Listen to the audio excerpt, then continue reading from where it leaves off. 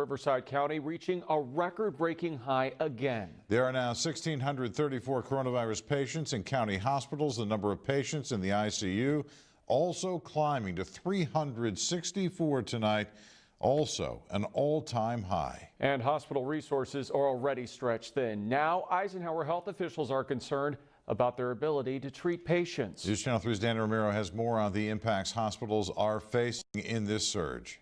New year, new coronavirus records from case highs to hospitalizations in our valley. Very serious. We have about 155 patients in the hospital today with COVID.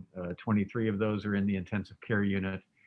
And that's putting a tremendous strain already on the health system. Eisenhower Health Chief Medical Officer Dr. Alan Williamson says their hospitalizations are reaching a new peak, causing the hospital to make adjustments for ICU capacity. We're starting in the next day or two over the course of the weekend to convert another major wing of the hospital into isolation rooms for COVID patients. But as hospitals flood with COVID patients, Eisenhower Health is not rationing their care. That's an incredibly difficult step for anyone to have to take. So we're obviously focusing 100% of our attention on doing everything we possibly can to avoid having to get into the crisis mode. Dr. Williamson says not only are hospital resources stretched thin, so is oxygen supply.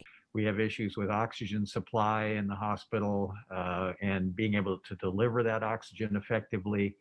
We're talking about extremely high flows of oxygen using 2,500 plus liters a minute in the hospital as a whole, which is 20 or 30 times higher than we would ever do normally. Riverside County received these two large oxygen generators Thursday. Oxygen is critical right now. The COVID patients that have been seen need lots of oxygen.